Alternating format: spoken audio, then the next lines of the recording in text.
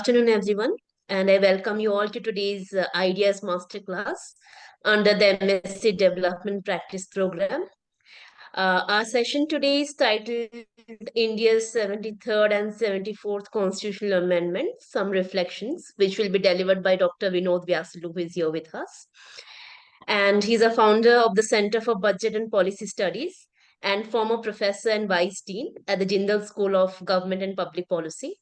Through this talk, Dr. Vyasulu will help us stress the historical background that led to these landmark amendments, which gave constitutional status to self-governance in India, the Panchayati Raj institutions in rural area and urban local bodies in the cities. So this discussion will touch upon the debates on decentralization, federalism that shaped these reforms, the Mehta Committee reports, and the failed 64th Amendment. He will also discuss a bit about the post-amendment experience of India. So I'll introduce briefly our speaker today, Dr. Vinod Vyasulu. He's a founder of Center for Budget Policy and Studies in Bangalore, which is a pioneering independent research organization committed to promoting evidence-based policy making, participatory governance, and justice. He has had a very distinguished career serving as professor and vice dean at the Jindal School of Government and Public Policy. Previously, he taught and held leadership roles in various universities and research institutions across India. And his teaching and research interest spans from public finance, decentralization to poverty and sustainable development. He has a PhD in business administration from the University of Florida, US, where he developed a multidisciplinary approach to understanding economic systems and policy institutions. He's also a prolific writer and a policy thinker who has authored and edited several publications. And thank you, sir, for joining us in this talk. And we all look forward to hearing from you. So first, I'll let Dr. Vinod speak for some time. Then we'll open the floor for questions. Please go ahead, sir. Thank you very much. It's good to be back in some way with JGU. I've loved my time there. I see Dipanshu Mohan has joined us. Hello, Dipanshu. Hello, sir. Hello, sir. Please. Good. Let's chat a little bit later. Thank you for this opportunity. When I was asked about this masterclass, I thought I should talk about something in which I've had some direct experience. And interestingly, everybody talks about decentralization, but the subject is not very well known. So I thought I'd start with a background of the discussions that led to these constitutional amendments. My interest is to cover a lot of breadth in terms of the background, not too much of depth in any of these topics, but that is because you can pick it up anywhere from the references that I'll be giving you. If you have any questions, please note them down, and we'll be very happy to take them either after each section or end of the class as the moderator decides. Let's start about the thinking that took place around the time India got independence. If you know that in 1947, from 47 to 50, we were like a dominion. There was the government that was previously elected. We wrote our constitution, and then the government that became operational in 52 elections were held, and we had a government. But a great deal of thinking about what is to be done was going on. Now, there were several strands of thought at that point in time. Economists would have heard all about the plans, the first, second, third, 5-year plans, the Mahalanobis model, and so on. There were alternatives. There were alternatives, something called the People's Plan. There was some led by M.N. Roy. There was the Brahmananda Vakil Plan, which focused much more on agriculture. But what is interesting is that a political consensus developed around the strategy that came to be known as Nehruvian Mahalanobis planning strategy. Its roots go back a long time. In 1930, the Congress had a Congress Planning Committee that was chaired by Jawaharlal Nehru. It had many members, including M. Vishwashraya from Karnataka, the well-known engineer, who had written a book in 1935 called Planned Economy for India. And basically, the belief that came out of that committee was that it was absolutely essential for India to industrialize and that should take a priority, that we were an agrarian country. People were making a very poor living, but they would have to tighten their belts in the initial years. This got support from the Indian industrialists in what is called the Bombay Plan. That you can look up, a lot of literature is available. And what is interesting is that the big industrialists, which included J.R.D. Tata, Ghanshyam Das Birla, Purushottam Das, Thakur Das, Ardashir Dalal, John Mathai, and many others, it said two things. One is that it's essential to have industrialization. It also said that while the private sector would like to participate, there were two reasons why it could not take on the task of industrializing India. One was that the kind of industrialization required, infrastructure, steel plants, power plants, railways, dams, took a long time to build. The payback period would be 7 years plus. And the private sector was not willing to wait for that. Our private sector is based much more on a trading kind of mentality and not on the entrepreneurial mentality. The second point they made is a very interesting one. And it is that the private sector did not have enough money to invest in all this. But even if they did, they would not do so because it would take far too long for the profits to show up. And the alternative to this was that the state takes the lead. So it was the private sector industrialists who made a case for a state-led industrialization strategy. You can see that the thinking that came after independence logically led to the Mahalanobis strategy, the machines to make machines logic of the second five-year plan. And that was politically accepted. It had broad acceptance and it took off. But at the same time, these planners and including the industrialists realized that India is a poor country. Its agrarian nature, in which at that point in time, about probably 80-85% of the population was dependent, could not be left totally alone. And for this, just after independence, Nehru, who piloted the planning process, also piloted what he called the Community Development Program.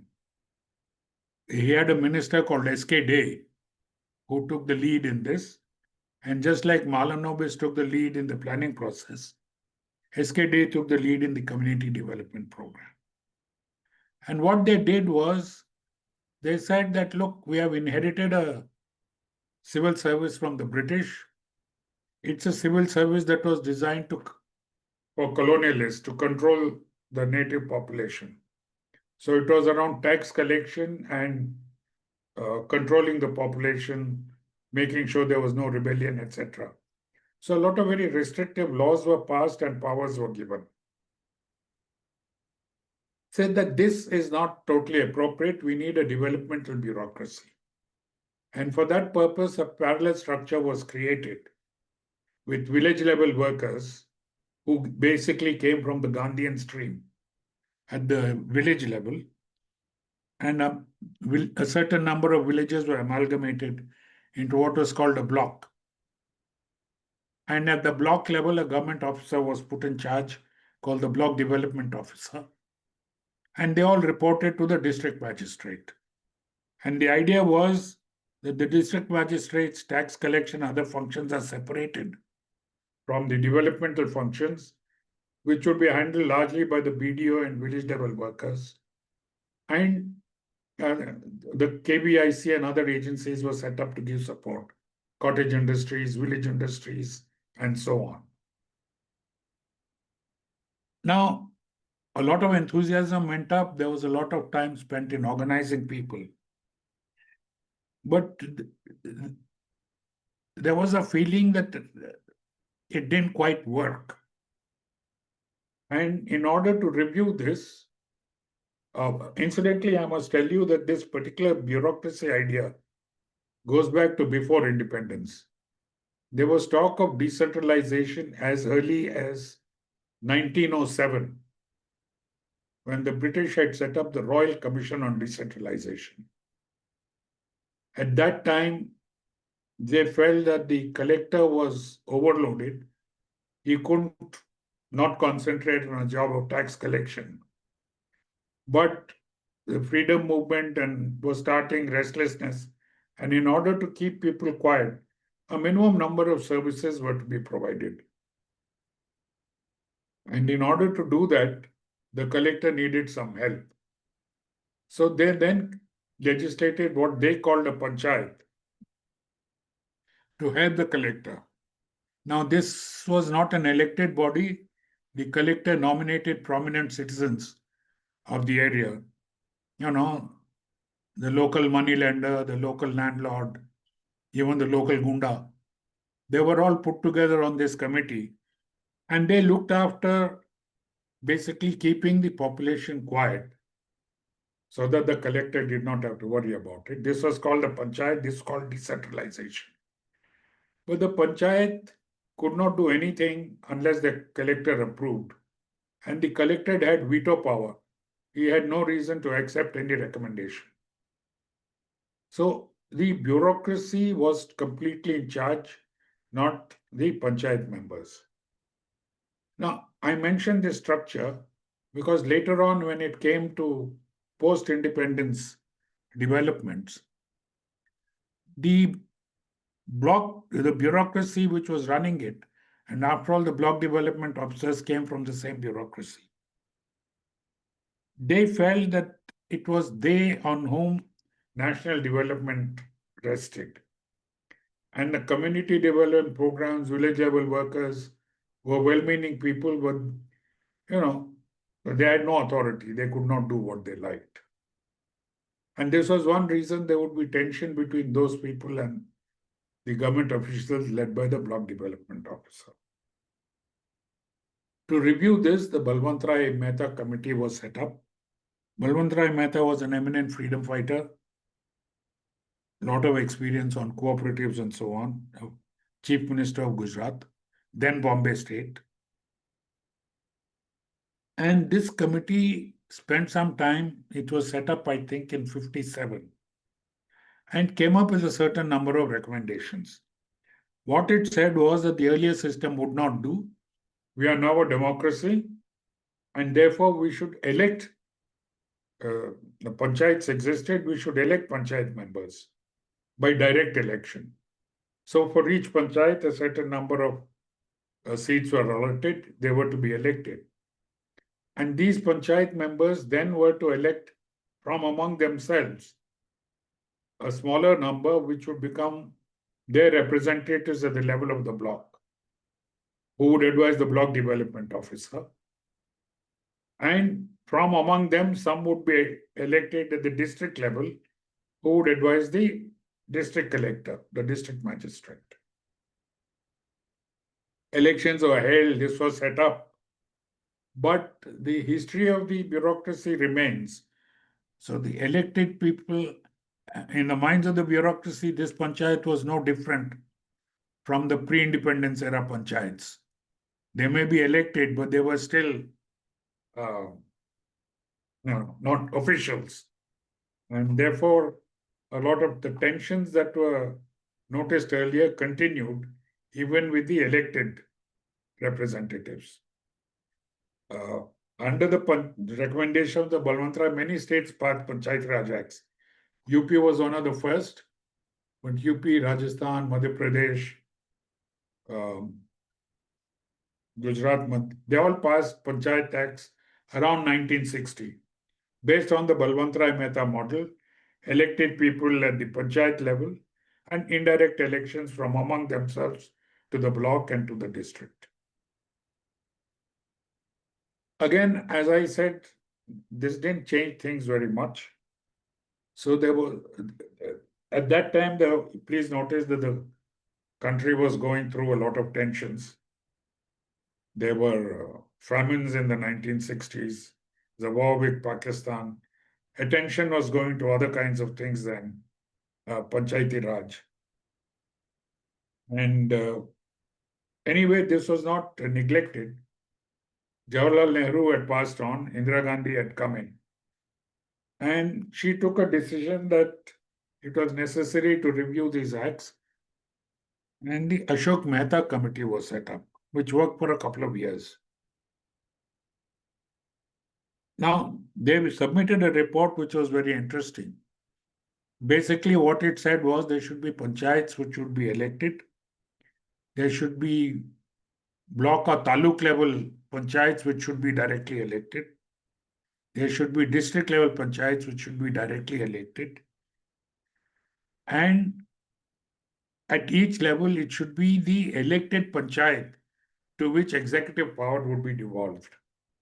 So, in other words, if there was a village project about a well or a school compound or something, it would be up to the panchayat to take decisions and for the civil servants to implement it. And this went up to the block level. But then larger forces intervened, the railway strike, the emergency, all of these things came in. And not much happened. So the next round of developments in this particular field came after the Janata government came into power post-emergency, 1977. At this point in time, many of the opposition leaders of the time, the non-Congress political leaders, had been in jail. And three of them in particular were in jail, interestingly, in Bangalore. Vajpayee, Advani, and Ramakrishna Hegde, who used that time in jail to think of a post-emergency strategy and so on. So when the Janata government came into power, one of the first things they did was to bring out the Ashok Mehta committee report and say it should be implemented. Now, it couldn't quite happen at the national level, that government collapsed and so on. But in two states in the south, in Karnataka under Ramakrishna Hegde, and later in Andhra Pradesh under N.T. Ramarao, based on the Ashok Mehta committee recommendations, state level laws were passed, and these two states implemented the scheme, Karnataka in particular very strongly. Now, the interesting thing in this was they implemented it in the spirit of the Ashok Mehta committee report. At the panchayat level, the sarpanch was the boss. He wrote the confidential report of the village level workers. At the block level, the block panchayat sarpanch was the boss. He wrote the confidential report of the block development officer. And at the level of the district, the Zilla Parishad Adhyaksh was the boss. He was given the rank of state minister.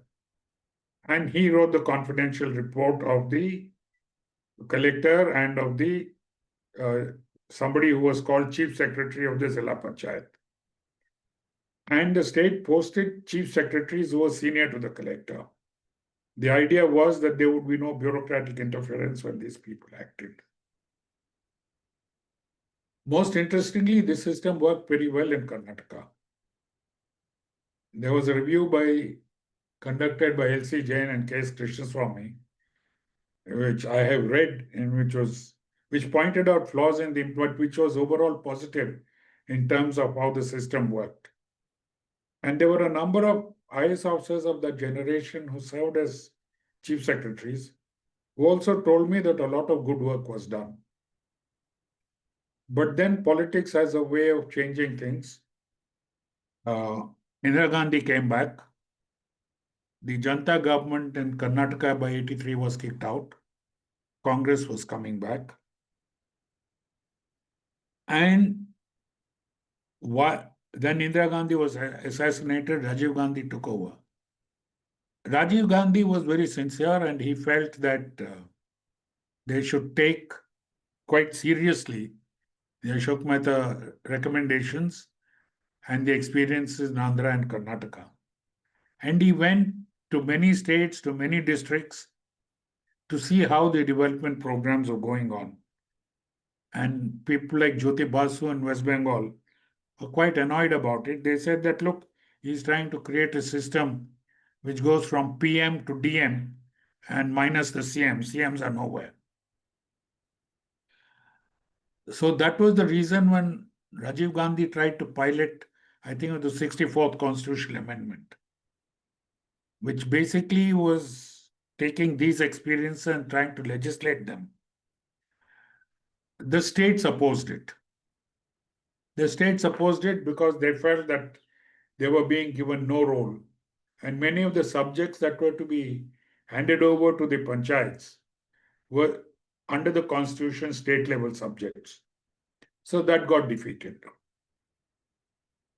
There was a period of instability. And at the end of that instability, we got the Narasimha Rao government. Now, it's very well known that Narasimha Rao, through Manmohan Singh, created the economic reforms. They've been studied. They've had a big major impact.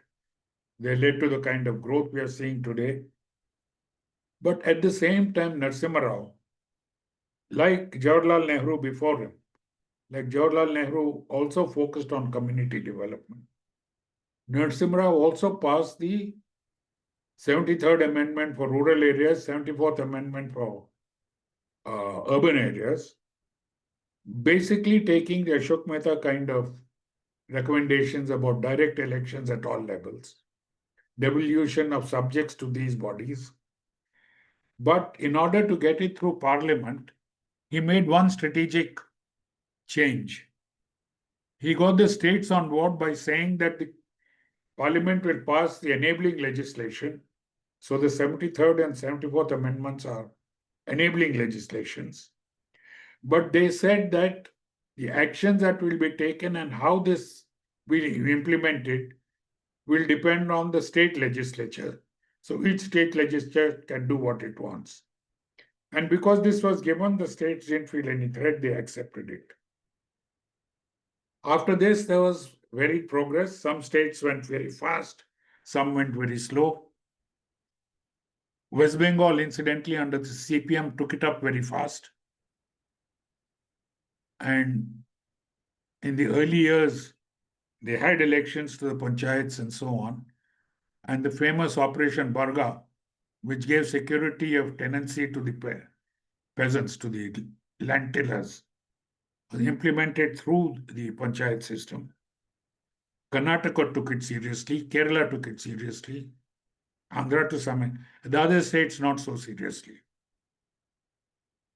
Now, while states took it seriously, since it was a state matter, the states could do what they liked. And Madhya Pradesh used it in a very innovative manner. At that time, the chief minister was Digvijay Singh. He started what he called the Rajiv Gandhi missions for drinking water, for schooling, for health, and so on. He put an ISO secretary to the chief minister in charge of the missions. And for each mission, there was an IS officer in charge. I'll just give one example for the schools. The schools were handed over to the panchayats. And the panchayat sarpanch was given the power to appoint the school teacher.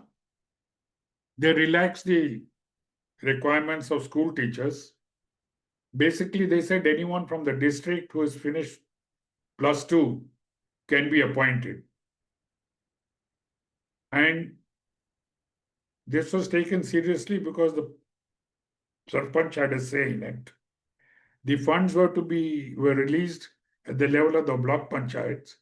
So the village sarpanch and the block sarpanch had to negotiate. but it was at that level. And if you look at the evaluations that took place of the schooling at that point in time, if you compare the literacy rates in Madhya Pradesh between the 81 census and not the 2001 census, 91 census and the 2001 census, you will find an astonishing increase in Madhya Pradesh. In fact, female literacy in that census in Madhya Pradesh was higher than that in Karnataka, which was surprising to most. All attributable to the fact that the schools began to work. They may not have met the school board standards and so on, but the focus was on literacy, writing, and reading. And this is what the census enumerates. And there was a remarkable change. I would leave it to you to decide whether that is schooling or not, that is education or not. But the other side is undoubtedly true, that this local system of implementation seemed to have done something and it could work. Of course, there was a backlash. What happened, for example, in Karnataka was that these directly elected district level people, they're also politicians, they began to challenge the MLAs when elections came around. And some sitting MLAs lost to those who had served as district adhyakshas. Now, when these former district became MLAs, they didn't want competition from the district level. So there was an interest between them and the bureaucracy, which never liked the fact that politicians were writing their CRs. They got together and under a Congress government led by Bangarappa, there was a new act passed which reversed most of these progressive elements. What is very interesting is that this was done at the same time when Narasimha Rao in Delhi was passing the 73rd and 74th amendments. So you have this interesting case of the same parties in power doing one thing at the union level and another thing at the state level. Now, I want to stop there at this point. If there are questions, we can take them up. What has been the experience of the states? It's been varied, and some of it is perplexing. See, if the objective of all this is to say that local services reach the people and that they should be shown up in various indicators like life expectancy, drinking water, immunity, schooling, if that is the case, then we have to look at the results. Now, Tamil Nadu, for example, is a very interesting case where the Panchayati Raj was never taken very seriously. But Tamil Nadu has an extremely efficient bureaucracy. And if you look at the social indicators in Tamil Nadu, they increased and improved rapidly. So here you have a case where the panchayat system for implementation is not a necessary condition for improvement in social indicators. The contrast would be Karnataka and Kerala. Karnataka I've already talked about, there was an improvement. Kerala took it very seriously. They had the People's Plan campaign. They got each panchayat to make a panchayat development plan. The elected panchayats were powerful. Now, Kerala is generally an outlier in much of Indian politics. But the panchayat members were very active. And therefore, what they wanted would often get done. And as a result of it, you know that in social indicators, Kerala is ahead and it has been improving. The latest example of how it worked was during the COVID epidemic. And Kerala did a remarkable job in terms of controlling the epidemic, largely due to the fact that its government is decentralized. So basically the point I'm trying to say is, while it is not a necessary condition, a system of local elected government being in charge of making local decisions leads to an improvement in the delivery of social services. And this necessarily implies that decision-making has to be at the local level with elected representatives. Now, this is the exact opposite to the more centralized model. For example, if you look in recent years, the government has been delivering food to 800 million people very efficiently. But this is a very centralized program where it's from the union government, you have direct benefit transfer, it goes through the bureaucracies, and it is delivered. There is no interaction with elected. A decision is taken at the central level and it is implemented downwards. And many of the health missions, the education mission are all designed in this way. So that brief experiment in which the local governments had a say in what is going on, very uneven. In a few states it continues, but in many states it does not. But in the last decade or so, there has been a systematic change in the sense that while the law hasn't really been changed, the fiscal relations have changed. And the devolutions that are coming to the states have begun to come down.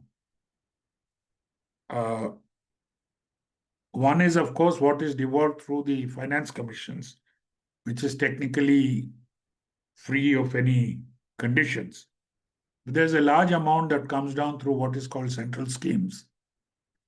And these are one-size-fits-all schemes where it's designed, implemented, the parameters are fixed, and all the state bureaucracy has to do is implement it as it's done. This leads to a lot of other unnecessary problems because a scheme has to be implemented. These are departmental schemes. Departments don't talk to each other. And you might have a immunization scheme in a district that doesn't need it. It needs drinking water, but there is no water. These kind of problems, which any number of evaluations have shown, keep cropping up. And this has also become a big issue now with the debate on delimitation. Delimitation is based on constitutional provision that the number of seats in parliament is based on population. And because the South has been successful in controlling fertility and stabilized population, and the North has not, there's been an imbalance with the relative increase in population in the North. The number of parliamentary seats that the North gets will increase and that the South gets, which means that less influence in the union government as a whole. So these are the debates that have been going on and that are important. And this is important for decentralization simply because states have very little money. It depends on transfers from central funds. And those central funds at the state level are becoming smaller proportionately. Now, this is a very brief background. I don't want to speak too much more on this, but I want to leave you with a couple of questions. The debate in India is framed in terms of decentralization. Now, if you look at decentralization, it's essentially a bureaucratic process. A decision may be taken at the level of the chief secretary or the secretary of the health department. Or much of it can be delegated and given to a district magistrate or a block development officer. For example, posting teachers in schools. At what level should that decision be taken? In many states, it's a centralized process. So somebody in the state capital decides where teachers go. And there's a very contentious thing, and there are all kinds of stories about corruption in the process. Wouldn't it be much easier if it was left to the districts and districts recruited and transferred teachers with an assurance that any transfer is only within the district, which is something that is possible under the law even now. Nothing stops it. So this is a question about decentralization. I'm contrasting with the debate on federalism, which talks of different levels of government. When you have different spheres of government, you have the union government with its own responsibilities, state governments with their own responsibilities, And the panchayats will have their own responsibilities, not in policy making, but in implementation. And whether it's done at the district, block, up and village levels is a decision each state takes on its own. If you look at the experience of Kerala, the panchayats are the powerful bodies. The rest play a smaller role in coordination. If you look at Karnataka, it is the district panchayats that are the powerful bodies. And if you look at various states, you'll find various kinds of things. But these two states are the important ones because that is where the process of implementation of the 73rd and 74th Amendments has gone the farthest. So I'm contrasting a system where elected bodies are responsible for policy that the bureaucrats implement. What the Prime Minister says is what the Cabinet Secretary does. What the Chief Minister and the Cabinet says, what the Chief Secretary implements.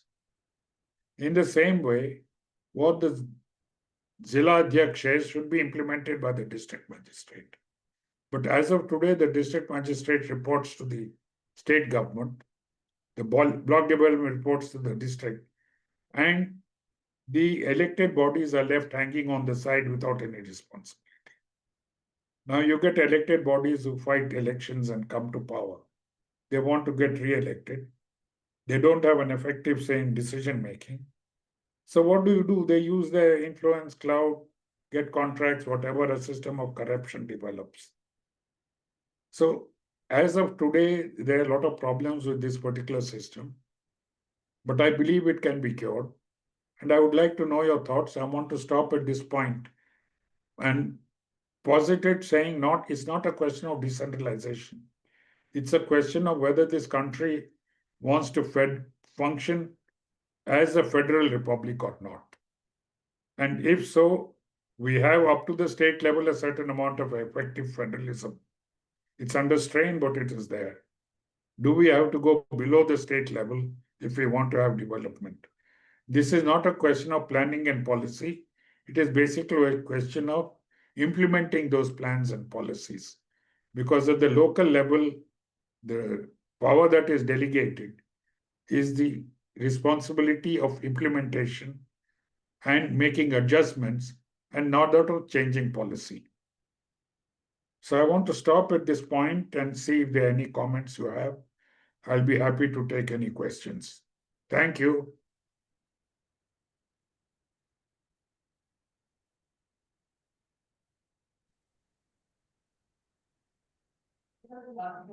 Thank you, Dr. Vyasulu. It was really insightful, and I hope the attendants who joined, they now have a good idea of the historical aspects of these amendments and how it developed over time.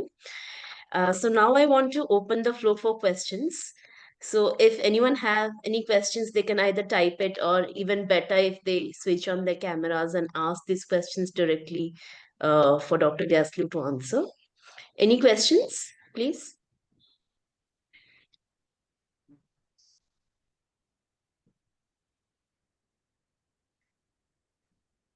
Hey, Milindo, I see you there. Hello. Yeah. Mira, hello, Mira Bakru.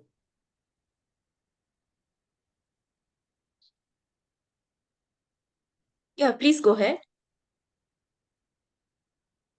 Who's asking? Hear me?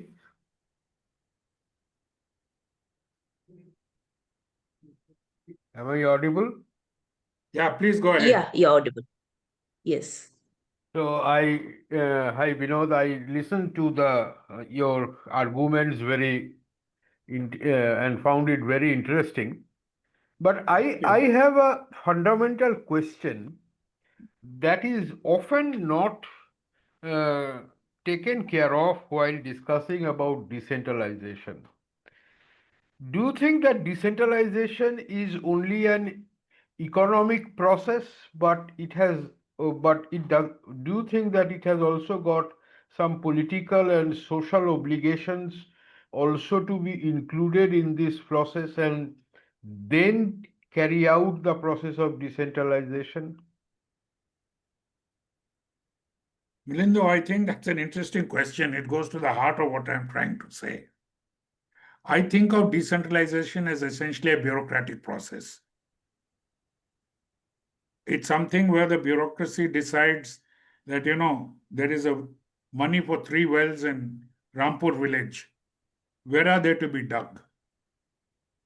Now, is that decision to be taken at the panchayat level, the block level, or the district level? As of today, these decisions are taken at the district level in many states. I am talking of this as decentralization as contrasted to federalism. In federalism, when Rampur village has money for 3 wells, then the panchayat, elected panchayat will sit together and talk. Now assume they need 5 wells. Then these fellows have to get together and say, look, you do it in my village this year and the next one will give it to your village. Make compromises of that sort, which are political compromises. Yes. So I see the political element as federal and decentralization as essentially reshuffling of responsibility among babus. Thank you. I hope I've convinced you.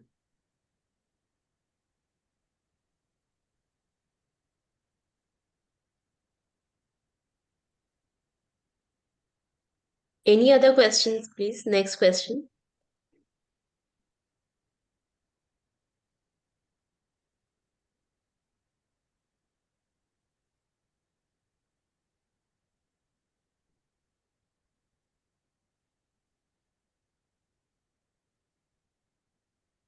Hello, Professor. Yeah, please. Yeah, Gayatri here. Yeah, guys. So, even though the decentralization process was taken unevenly by different states, what we see after that also in the governance process also, too much responsibility being given at the panchayat level without probably having these structures in place in many states. Whatever schemes that are coming through, whether it's be the livelihoods missions or whether the integration of Anganwadi services, then there is an assumption that there is a strong decentralization that, or there's a false, or is it just your thoughts on this? Because then that's a crumpling down of like a lot of other schemes that comes with. So maybe why Kerala does well in some of this, or like Karnataka, is because there was a decentralization process. So then when schemes are routed through, programs are routed to, it's easier that that sort of an action is easier, like a public action. But yeah, if No, your you got a thoughts on point. I this. think you got to the essence of this. Almost every state has issued notifications that many of these subjects, such as schools, drinking water, Anganwadis, midday meals, rural roads, all these kind of things are devolved to the, so that if something goes wrong, they blame the panchayat or the whichever level it is that they pass it to. But the point is, 2 other things have to go if this is to work. It's not just a notification that you are responsible for a school. You got to be enabled to have the power to run the school. Now, as of today, if a panchayat member goes to a school and complains that it has not been swept and the teacher has not come, nobody listens. If you go to a primary health center and say that I went there and there were people waiting, there were some people who were wounded, but there were no bandages, there is nobody to listen. So that is one side of the picture where the voice of the elected representatives treated as voice of anybody else. And look, our social factors come into this. Because of the way the law is, many of these elected representatives, ICs, STs, Dalits, women from all these communities, these are historically marginalized groups. So it's very easy for a government servant who says, look, I'm an official. You're, in fact, the word that is used in many states for elected members is non-officials. And the moment you say a non, you somehow make it illegal. You somehow make it, out of the legitimate sphere. The second part of it is that if you got to do something, you got to get bandages. You have to have some financial powers. At least you got to have the power to say, I want these things, send in a requisition somewhere, and somebody should respond and send it to you. Now, these powers in most states at best are at the district level. Now, there is one overworked chief executive officer who is to look after everything. And the reality of the matter is that this is true in all states. The amount that you're supposed to spend across schemes, maybe 500 crores in a district, but the amount that is devolved comes in tranches. You get 20 crores now, 30 crores later, 100 crores suddenly, and you get 200 crores in February. How do you spend that money following all the government rules and regulations? So essentially what has happened is that the finance departments of this state governments have found this to be a very useful route. Please remember that if you look at the literature on public finance, the debate on the fiscal deficit, controlling the fiscal deficit, and so on. Now, the states have found this one easy way to do it. So we've allocated money for health. We've sent it to the health department. So if you ask the finance department, they say go to the health. If you go to the health department, they say we've sent the money to the districts. It's in the district bank account. But the district people are not empowered to spend it with approval from the health department. As a result of it is, and this is something that I've done in my own studies in several states, that if you look at the accounts at, say, a district level, how much has been allocated, say, for PHCs, how much has been allocated for schools, you will find a certain reasonable number. But at the end of the year, when you look at the accounts on April 1st of the following year, you find that a large amount has not been spent. There are many reasons for this, but one important reason is that the money comes in February and you just cannot spend it at that level.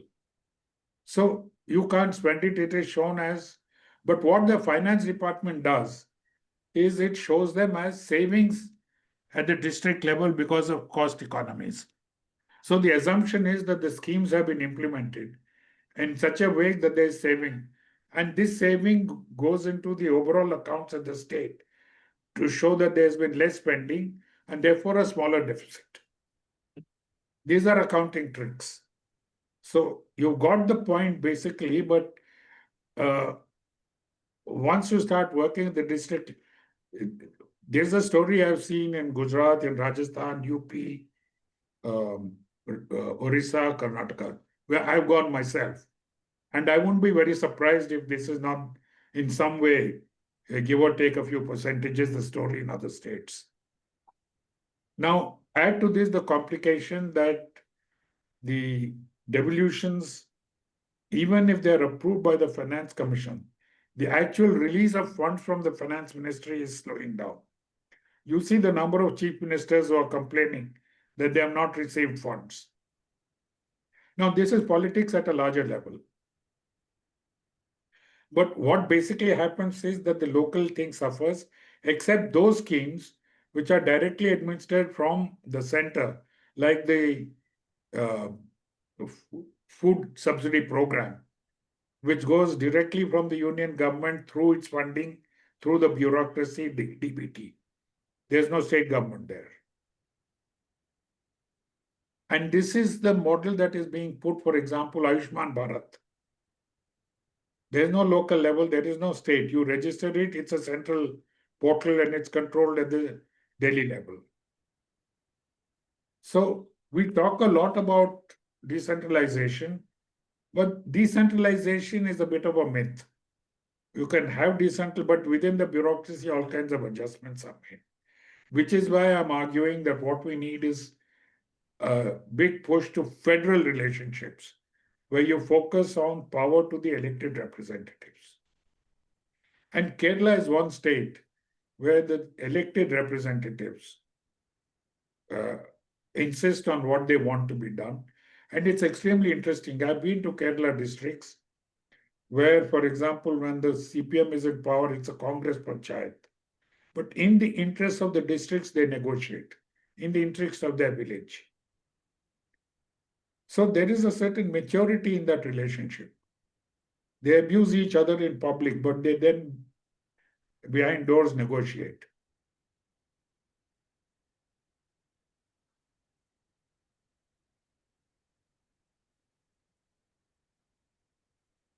I hope there are more questions. Are there any more questions?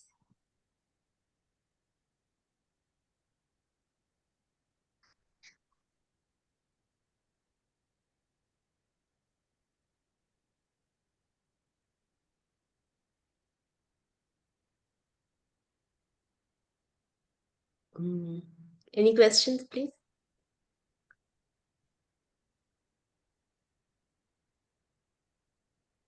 Okay, so I I wish think I was that's there all. in No person. more questions for now. I wish I was there in person. I would have provoked a lot more.